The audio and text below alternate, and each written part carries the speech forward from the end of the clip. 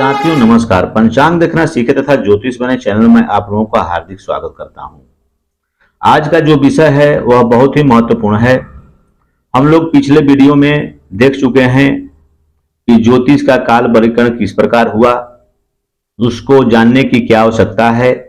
इन सब सारी बातों को हम लोगों ने पिछले वीडियो में देख चुके हैं और उसे समझ भी चुके हैं। आज देखते हैं ज्योतिष में अंधकार काल क्या है। यानी यहां देख रहे हैं पहला है अंधकार काल। यानी ज्योतिष में अंधकार काल कैसे समझेंगे, कब कहा गया, किस समय कहा गया, क्यों कहा गया। ज्योतिष शास्त्र का पता लगाना आसान नहीं है। यह मानव सृष्टि के समान अनादि से चला रहा है। ज्योतिष का सिद्धांत यह कहता है कि एक कल्प वृक्ष में 4,32 करोड़ वर्ष होते हैं। सृष्टि आरंभ होते ही सभी ग्रह अपनी अपनी कक्षाओं में नियमित रूप से भ्रमण करने लगते हैं। मानव प्राचीन समय में सृष्टि के अनंतर बहुत समय तक और बहुत समय से पूर्व लिपि रूप भाषा शक्ति के से रहित था। वह अन्य काम चपना चलाने के लिए केवल संकेत भाषा का ही प्रयोग किया करते थे। विश्वासवाद से यह पता चलता है कि आदि मानव जो है उसका शुरुआत जो है उस समय मनुष्य केवल नाद करके अपनी आवाज को बोल करके वह संकेत किया करता था और इसी नाद एवं संकेत द्वारा दुख सुख हर्ष विषाद आदि बातों के लिए लेकर के भाव प्रकट करता था।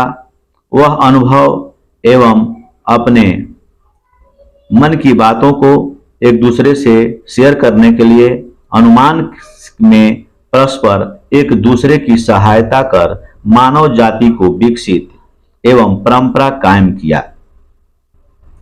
इसी परंपरा शक्ति एवं आविर्भाव जो हुआ वह व्यक्ति जो है अंधकार काल के समय नाद को निरंतर उच्चारित कर विभिन्न भावों विचारों और भेदों को प्रदर्शित किया और उसको करने की कोशिश की, चेष्टा किया।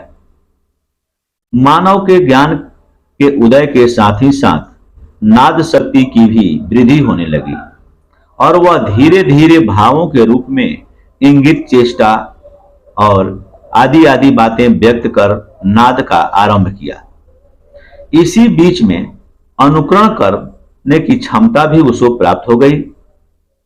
प्रकृति में और विचारों में आदान प्रदान भी होने लगा, जिससे मानव के जीवन में आज के समान भाषण की भी योग्यता प्राप्त हो गई।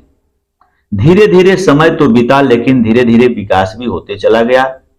इतना ही नहीं, यह भी याद रखने योग्य बातें हैं कि भाष्य की भाषा यानी मानव की भाषा जो है भाष्य करने की बोलने की शक्ति का आविर्भूत वृद्धि होने लगी।